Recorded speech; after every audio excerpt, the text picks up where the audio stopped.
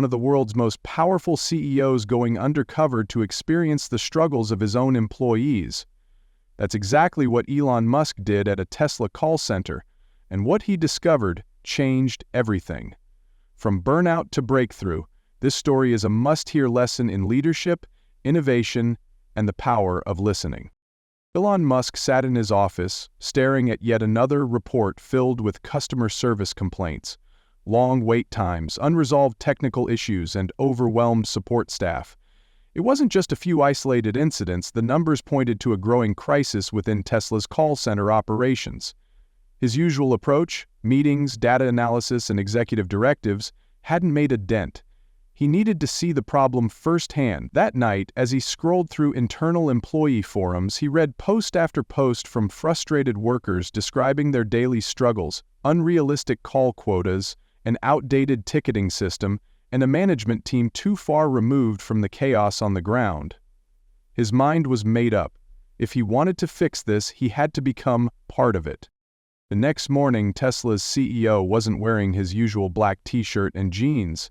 Instead, he donned a generic polo, slacks, and a company badge that read Elliot, Customer Support Trainee.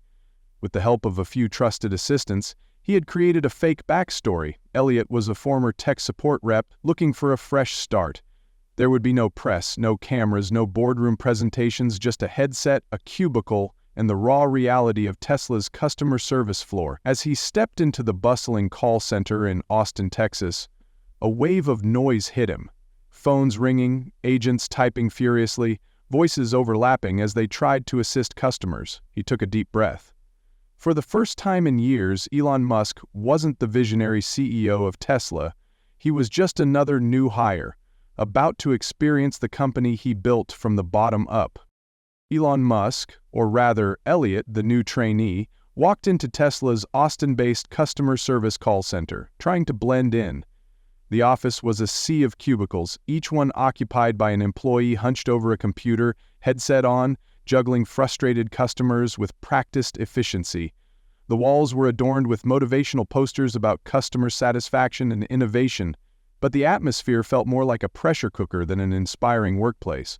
Overhead, a large digital board displayed real-time call statistics. Average wait time 27 minutes, customer satisfaction score 68%, and, most notably, average call time 6 minutes max.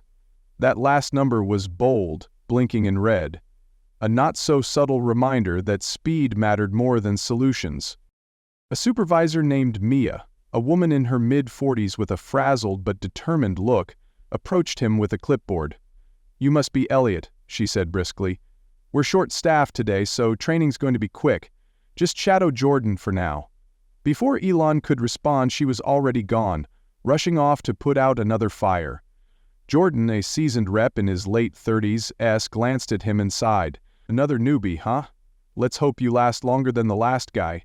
He motioned for Elon to sit at the adjacent desk.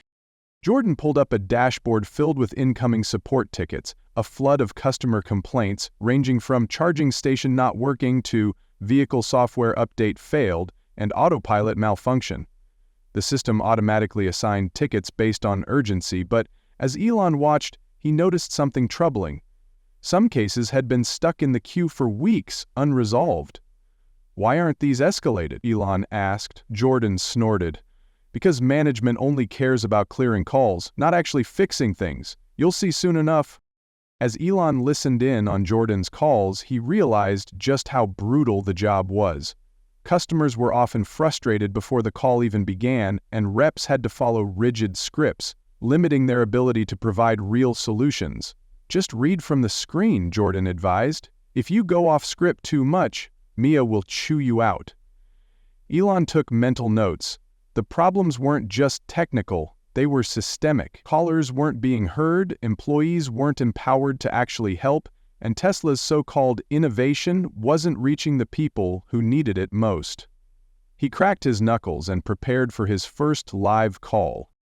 The moment Elon Musk, Elliot, the trainee, took his first live call, he felt an unexpected wave of anxiety. A robotic voice announced, "Connecting to customer," and then a frustrated voice cut through. "About time. I've been on hold for nearly 40 minutes, a man barked. Ellen scrambled to follow the script on his screen. "I'm sorry for the wait, sir. How can I assist you today?" The man launched into a heated rant about his Tesla Model Y's charging issue, explaining how he'd already called twice before and received no real help. As Elon skimmed the troubleshooting guide, he quickly realized something. The recommended fix wouldn't work. "Sir, I see that," Elon started, but the customer cut him off. "No offense, but are you actually going to fix this, or are you just reading off a damn script?" The word stung because the customer was right. The rigid call handling system left little room for real problem solving. Elon hesitated, then tried to go off script to help. Bad idea. The moment he deviated, a red warning flashed on his screen. "Script violation detected. Stay on track." The software was monitoring him in real time. After struggling through the call, Elon took off his headset, rubbing his temples. "Rough first call?" Jordan smirked from the next cubicle. Elon exhaled. "The script doesn't actually solve the problem." Jordan chuckled bitterly. "Welcome to the club." As the hours dragged on, Elon witnessed the brutal reality of the job. The call queue never slowed, and the pressure to keep conversations under 6 minutes meant that most calls ended unresolved. If a customer's issue was too complex, reps were forced to rush them off the line, directing them to send an email, knowing full well that emails often went unanswered for weeks. Employees were burnt out, overwhelmed and voiceless. Tasha, the young single mother at the cubicle next to him, barely had time to take a sip of coffee between calls.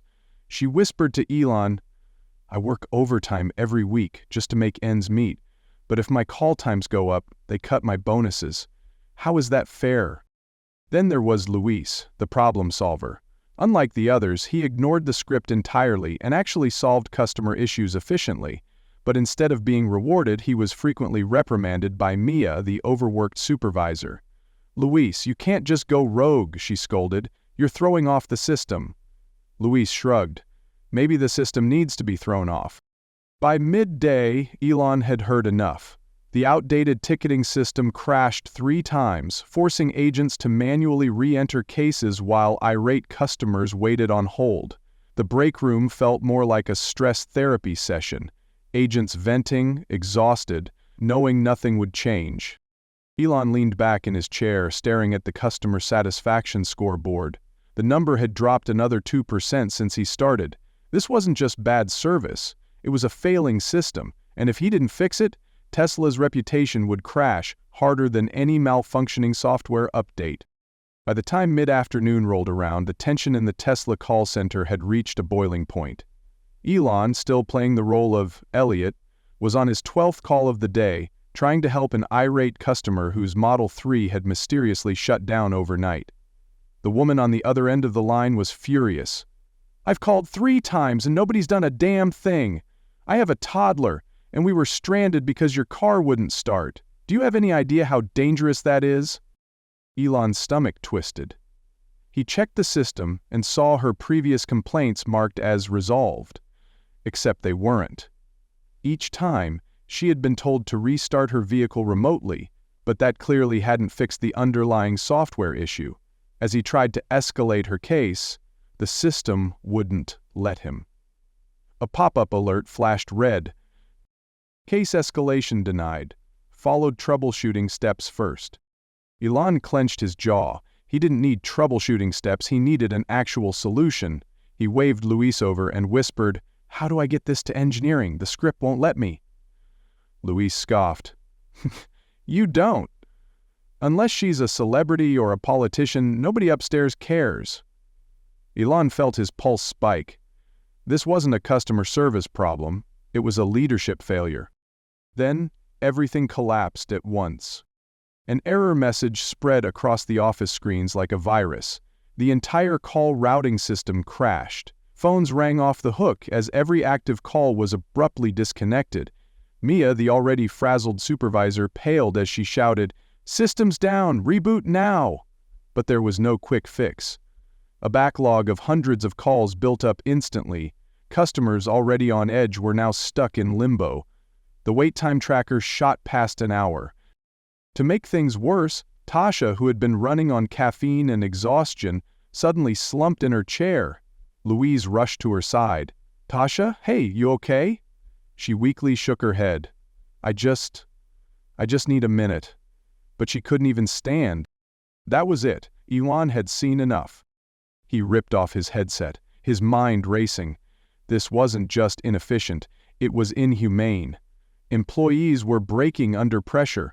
Customers were left stranded. The company that prided itself on innovation was letting both its workers and customers down.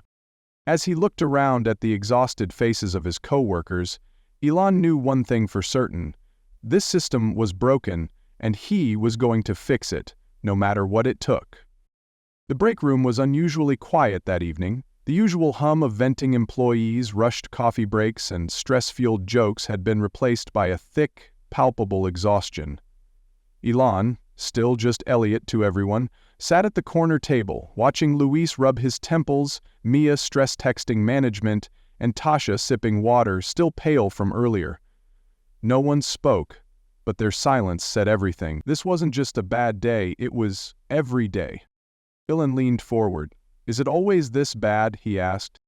Luis let out a short laugh. You're kidding, right? This is a good day. At least no one got fired. Mia sighed, rubbing her forehead. I've been telling upper management for months that we need more staff, better software, and longer handling times. But all they care about are the metrics. Keep calls under 6 minutes, close more tickets, customer satisfaction scores, who cares, just move the queue. She shook her head. We're not fixing problems, we're just pushing them along. Tasha, still weak but forcing a smile, added, They tell us we're part of Tesla's big mission, but it doesn't feel like it. Feels like we're just numbers. That hit Elon harder than he expected. Tesla wasn't supposed to be like this. He had built the company with innovation, problem-solving, and bold ideas in mind. But here? Here, innovation was crushed under bureaucracy, rushed quotas, and ignored employees. The very people who were supposed to help customers were burning out, and no one at the top seemed to care. Elon looked at the ticketing system, still backlogged with unresolved cases. He thought about the customer with the stalled Model 3, someone who had trusted Tesla but had been abandoned by its service.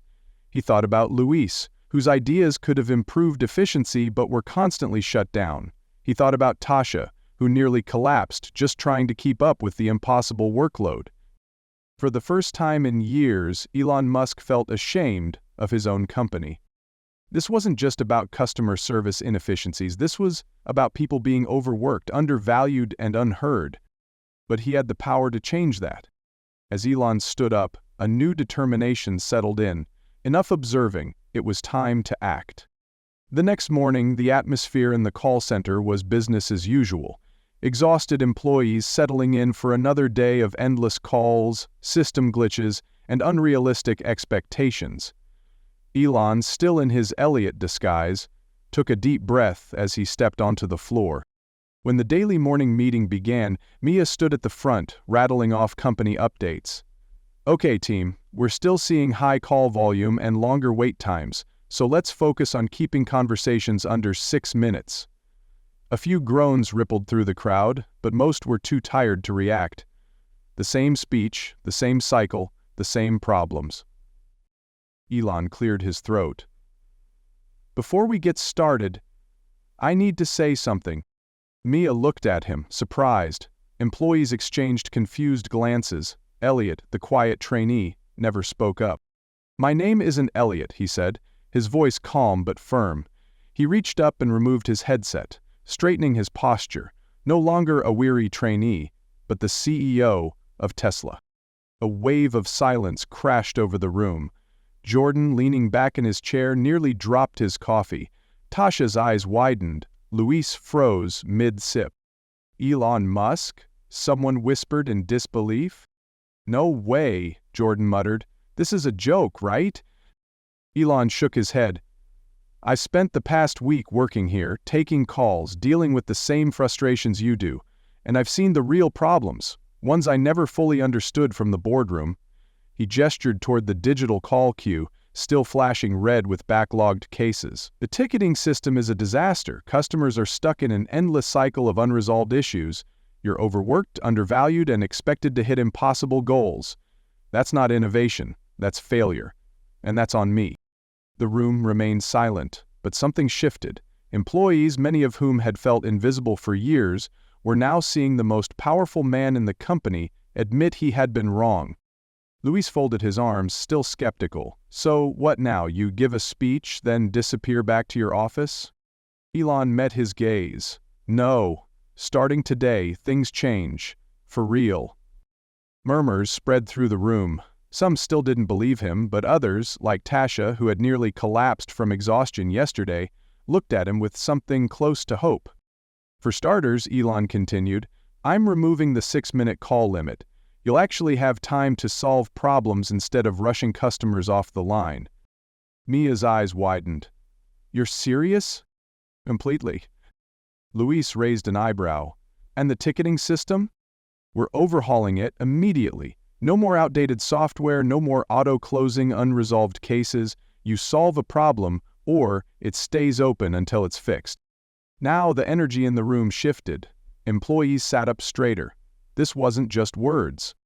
Tasha, still pale but smiling, called out, "So, you really saw what it's like for us?" Elon nodded. "I did, and I won't forget it. Now, let's fix it together." For the first time in years, the Tesla call center erupted, not in frustration, but in applause. Elon Musk didn't just walk away after his dramatic reveal. He stayed, listened, and got to work. True to his word, change began immediately. The first order of business? Dismantling the broken system that had plagued Tesla's customer service for years. Within hours, he met with Tesla's tech team to push through an emergency software overhaul for the ticketing system. No more automatic case closures, no more unresolved issues getting buried.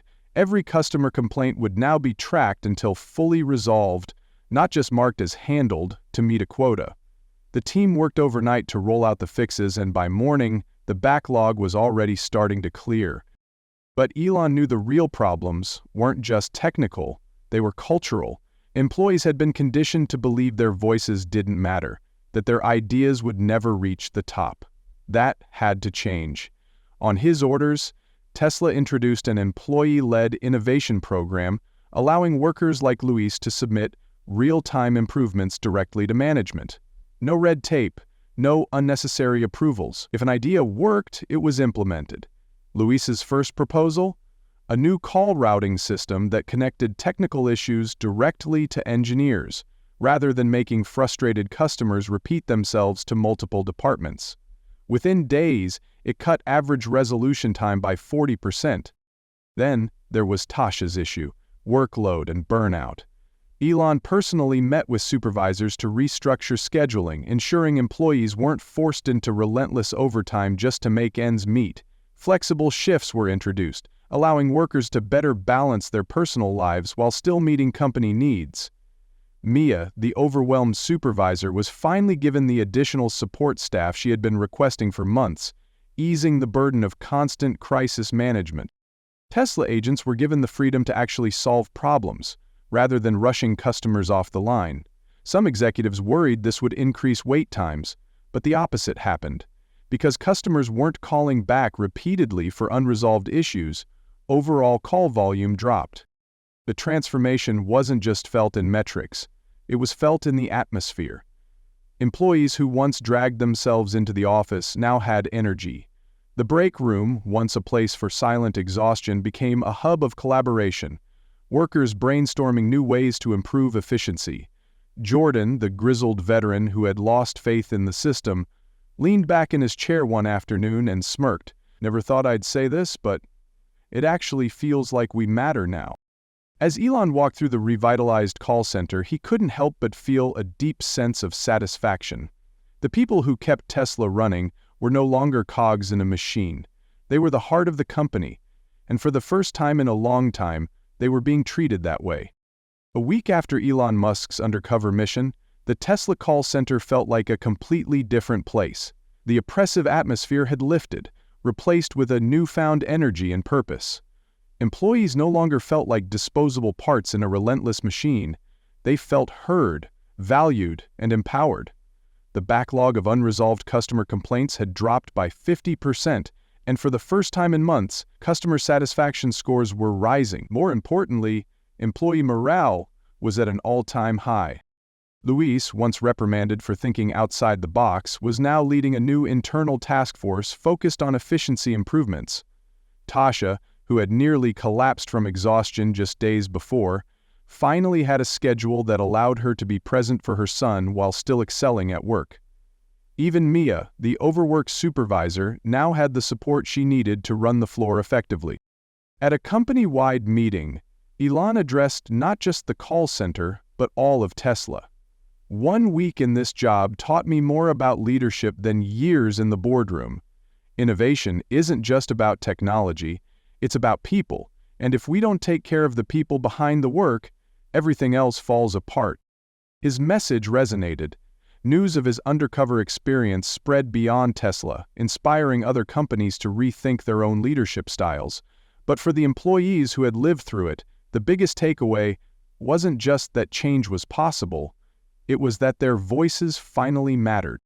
Elon Musk's undercover experience at Tesla's call center teaches a vital lesson. True leadership means listening, understanding, and valuing employees. Initially, Elon saw problems through reports, but living his workers' reality revealed the human cost of burnout, inefficiency, and poor management. Innovation doesn't just come from the top, it starts on the front lines. Employees like Luis, Tasha, and Mia had solutions, but were ignored. By removing barriers and empowering workers, Elon transformed a broken system into a thriving workplace. A company thrives when its people do. Real success comes from valuing and supporting employees because they drive true progress. When leadership takes the time to understand and fix problems from within, both the employees and the customers benefit. And that's what drives true progress.